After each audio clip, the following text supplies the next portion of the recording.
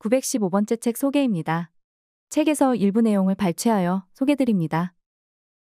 책 제목 명상록. 저자 마르쿠스 아우렐리우스. 출판일 2024년 2월 1일. 상상빌더 한 줄 요약. 철학을 알자. 책 소개. 수많은 인생 지침서의 고전.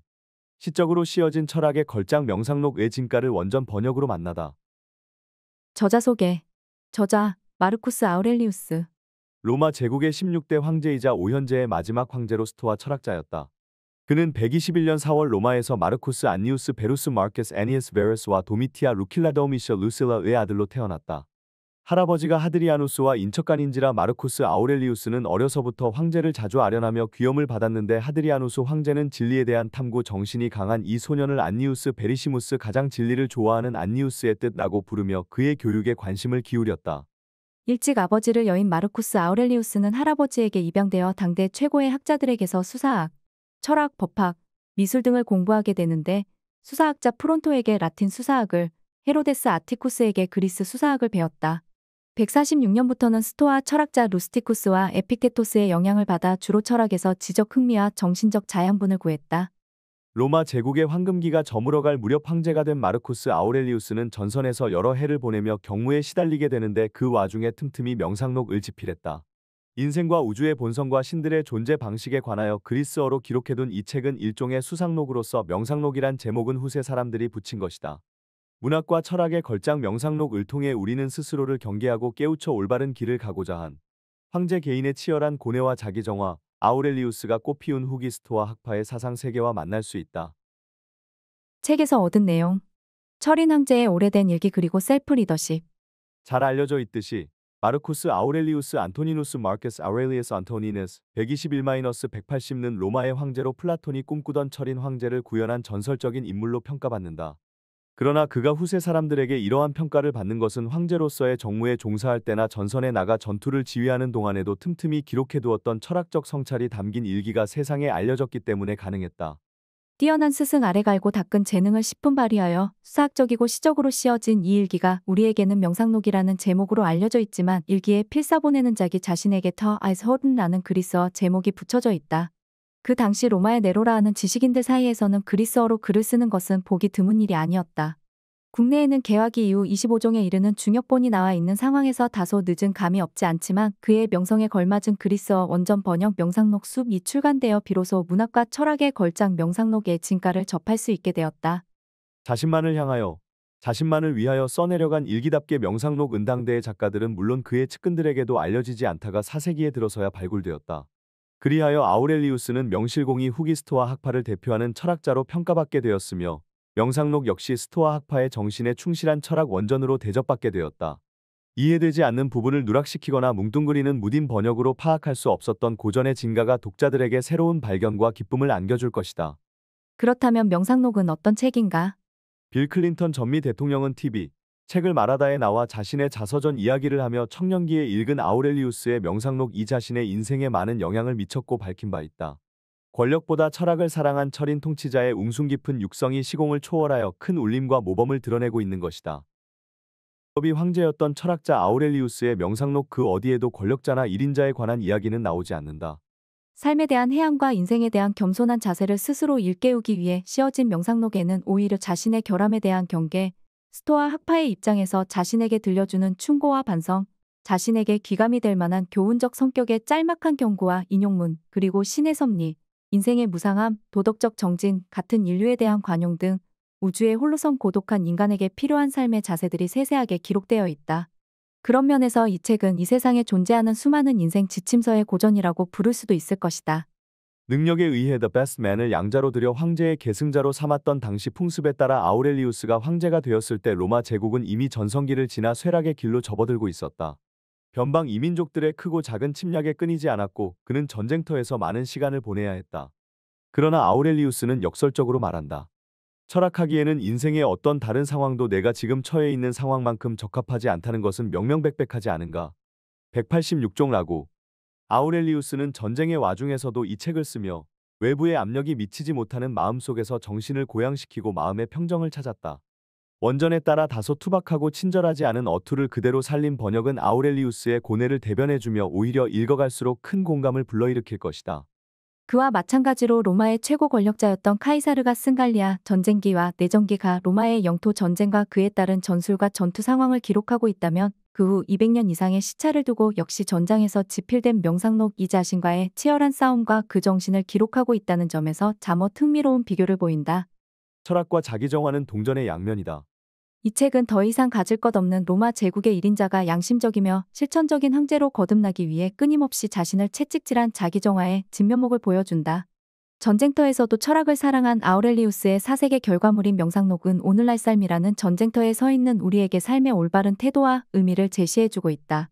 이 책은 모두 12권권 개념이 오늘날 종이책과는 다르지만 원전의 느낌을 살려 장으로 읽지 않고 권으로 읽음으로 나누어져 있는데 한 권은 가족을 비롯하여 자신에게 큰 영향을 미친 인물들에게 자신이 얼마나 많은 것을 배우고 빚지고 있는지를 체계적으로 기술하고 있다. 예를 들면 한 권은 이렇게 시작한다. 나의 할아버지 베루스 덕분에 나는 순하고 착한 마음씨를 갖게 되었다. 나의 아버지 그는 8살의 아버지를 여의었다에 대한 평판과 추억 덕분에 나는 겸손과 남자다운 기백을 갖게 되었다.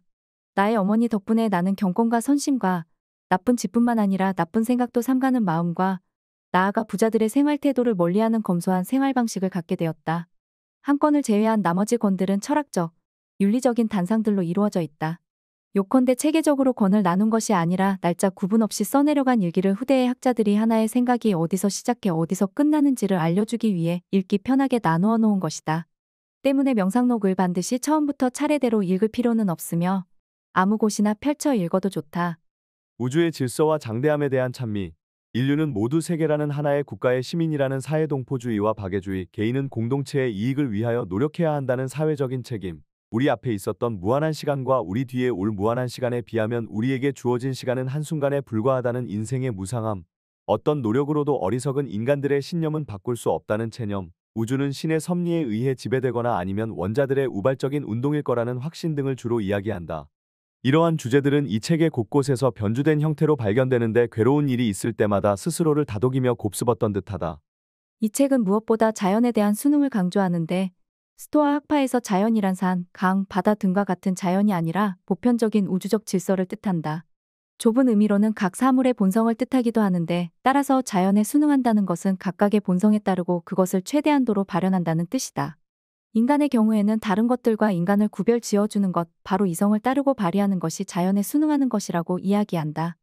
우주 자연과 소호주인 인간, 전체성과 개별성에 대한 그의 깊은 인식은 부동심의 경지를 희고하며 내면 바깥의 사물이나 일에 의해 마음이 흔들리지 않는 상태, 즉 부동심 또는 평정의 상태에 이르는 길을 깨우쳐준다. 지배적 이성이 자신 속으로 물러나 자신에게 만족할 때, 설령 그것이 비이성적인 반항이라 해도 자신이 원치 않는 것은 아무것도 하지 않을 때 그 이성은 어느 것에든 지지 않는다. 그렇다면 그 이성이 어떤 사물에 대하여 이성적으로 신중하게 판단을 내린다면 어떻겠는가? 정염에서 자유로운 마음은 성체와 같다. 인간에게 이보다 더 튼튼한 요새는 없다. 그곳으로 피신한 자는 앞으로 함락되지 않을 것이기 때문이다. 이런 사실을 모르는 자는 무지한 자이고 알면서도 그곳으로 피신하지 않는다면 불운한 자이다. 첫인상이 전해주는 것 이상을 자신에게 말하지 마라. 이러저러한 사람이 너에 대해 악담을 하더라는 말을 들었다고 하자. 너는 악담을 하더라 는 말만 전해 들었을 뿐 그 때문에 내가 해를 입었다는 말을 전해 들은 것이 아니다. 아이가 앓고 있는 모습을 본다고 하자. 나는 그 모습은 보지만 내 아이가 위험한 것인지는 보지 못한다. 그러니 언제나 첫인상만 고집하고 마음속으로부터 첫인상에 뭔가를 덧붙이지 마라. 그러면 아무 일도 일어나지 않는다. 무엇을 덧붙이려거든 우주 안에서 일어나는 일을 일일이 알고 있는 사람으로서 덧붙여라. 죽음을 두려워하는 자는 감각이 없어지는 것을 두려워하거나 감각이 다른 것으로 바뀌는 것을 무서워한다. 감각이 없어지면 너는 어떤 불행도 느끼지 못할 것이다. 다른 종류의 감각을 갖는 것이라면 너는 다른 종류의 생명체가 되어 삶을 끝내지 않게 될 것이다. 인간은 서로를 위해 태어났다. 그러니 서로를 가르치거나 아니면 참아라. 화살이 가는 길 다르고 정신이 가는 길 다르다. 정신은 조심할 때도 면밀히 검토할 때도 똑같이 목표를 향하여 곧장 나아가기 때문이다. 각자의 지배적 이성 안으로 들어가라. 그리고 모든 타인이 너 자신의 지배적 이성 안으로 들어오는 것을 허용하라. 부정한 짓을 저지르는 자는 불경죄를 짓는 사람이다.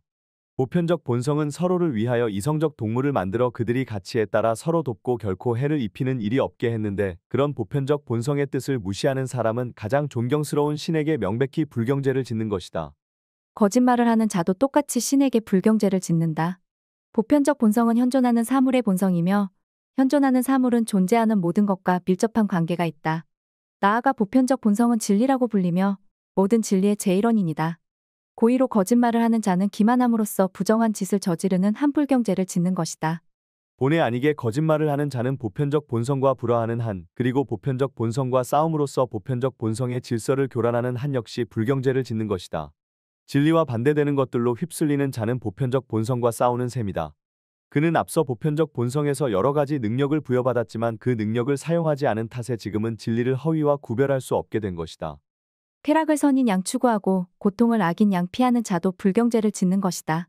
그런 자는 악인과 선인에게 공적에 맞지 않게 몫을 분배한다고 보편적 본성을 계속해서 비판하기 마련이다.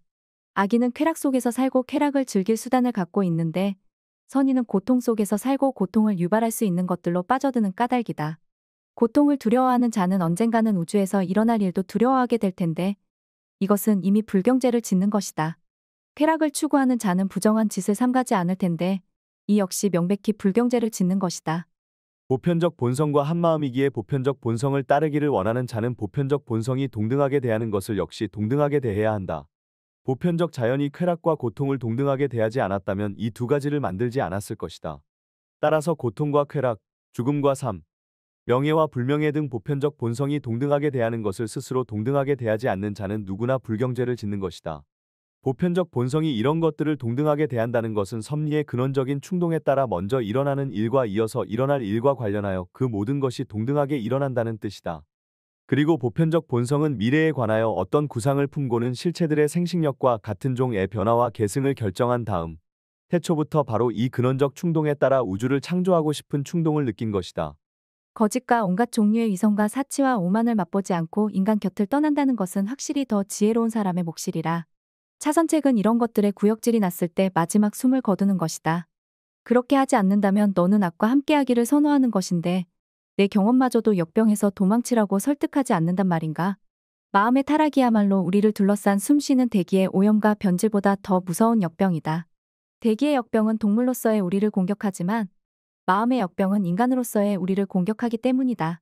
죽음을 멸시하지 말고 죽음에 기뻐하라. 죽음도 자연이 원하는 것 가운데 하나이다. 젊고 늙고 성장하고 성숙하고 이가 나고 수염이 나고 머리가 새고 생식 활동을 하고 임신을 하고 분만하는 행위와 그 밖에 인생의 계절이 가져다주는 자연의 다른 과정은 모두 해체이기에 하는 말이다. 따라서 죽음에 무관심하거나 조급하거나 거만한 태도를 취하지 않고 자연의 한 과정으로서 기다리는 것이 이성을 지닌 인간에게 맞는 태도이다. 지금 내 아내의 자궁에서 아이가 태어날 순간을 기다리듯 내 혼이 이 거죽에서 떨어져 나갈 시간을 기다려라. 하지만 내 마음을 위로해줄 진부한 처방이라도 갖고 싶다면 내가 떠나게 될 사물들과 내 혼이 더 이상 한데 섞이지 않게 될 사람들을 살펴보라. 그러면 너는 죽음과 완전히 화해하게 되리라. 너는 그들을 못마땅해 하지 말고 보살펴주며 상냥하게 대해야 하지만 너와 같은 원칙을 가진 사람 곁을 떠나는 것이 아니라는 점을 명심해야 한다. 우리와 같은 원칙을 가진 사람들과 함께 사는 것이 허용된다면 이것만이 어떤 것이 그럴 수 있다면 말이다. 우리가 이 세상에 머물고 싶게 할 것이다. 그렇지만 보다시피 너는 지금 그들과 함께 살면서 불화에 지쳐 오, 죽음이여, 어서 오라. 내가 나 자신조차 잊어버릴까 두렵구나. 라고 외치게 될 것이다. 누군가의 모렴치한 행동에 기분이 상할 때마다 세상에 모렴치한 자들이 존재하지 않는다는 것이 가능한 일인가? 하고 너 자신에게 즉시 물어보라. 불가능한 일이다. 그렇다면 불가능한 것을 요구하지 마라. 이 사람도 반드시 세상에 존재해야 할 모렴치한 자들 가운데 한 명이기 때문이다. 악당이나 신에 없는 자나 잘못을 저지르는 다른 모든 자에 대해서도 같은 생각을 떠올려라. 너는 이런 부류의 인간이 존재하지 않는다는 것이 불가능하다는 사실을 상기하자마자 이들 한 명 한 명에 대하여 더 관대해질 것이다. 자연이 이런 잘못에 대하여 어떤 미덕을 주었을까? 하고 생각해보는 것도 도움이 될 것이다. 왜냐하면 자연은 무지한 사람에게 일종의 해독제로서 온유함을 주었고 그 밖의 사람에게는 또 다른 능력을 주었기 때문이다. 아무튼 길을 잃고 헤매는 자에게 바른 길을 가르쳐주는 것은 너에게 가능한 일이다. 잘못을 저지르는 자는 목표에서 벗어나 길을 잃고 헤매는 것이기에 하는 말이다. 그런데 너는 대체 어떤 해를 입었는가? 너는 너를 화나게 한 자들 가운데 어느 누구도 내 혼을 더 나쁘게 만들 짓은 아무것도 하지 않았음을 깨닫게 될 것이다. 오히려 내 불행과 피해는 전적으로 내 혼 안에 존재한다. 못 배운 사람이 못 배운 사람처럼 행동한다면 그게 무슨 불행이며 놀랄 일인가? 이런 사람이 이런 잘못을 저지를 수 있다고 예상하지 못한 데 대하여 너 자신을 나무라야 하는 것이 아닌지 살펴보라. 에게서 못 배운 사람은 이런 잘못을 저지를 개연성이 있다는 것을 추리할 만한 능력을 부여받았는데도 그것을 잊고 그가 잘못을 저질렀다고 논라니 말이다. 그러니 무엇보다도 신의가 없다거나 배은망덕하다고 누구를 탓하려거든 그 생각을 너 자신에게로 돌려라. 내가 그런 성격을 가진 자가 신의를 지킬 것이라고 믿었든 내가 호의를 베풀되 아무 조건 없이 또는 내 행동 자체로 이미 충분한 보상을 받았다고 생각하지 않고 베풀었든 잘못은 명백히 너에게 있다. 내가 어떤 사람에게 선행을 베풀었다면 더 이상 무엇을 바라는가? 내 본성에 맞는 어떤 행동을 한 것으로 만족하지 못하고 그 대가를 바랄 것인가? 그것은 무엇을 보는 행위에 대하여 눈이 대가를 요구하고 걷는 행위에 대하여 발이 대가를 요구하는 것과 같다. 마치 눈과 발이 특정한 목적을 위하여 만들어졌고 자신의 고유한 소질에 맞게 그 목적을 달성함으로써 대가를 받듯이 선행을 베풀도록 태어난 인간은 선행을 베풀거나 공동체에 유익한 다른 일을 행함으로써 태어날 때의 목적을 달성하는 것이며 그렇게 함으로써 대가를 받은 것이다. 지금까지 상상빌더였습니다. 감사합니다.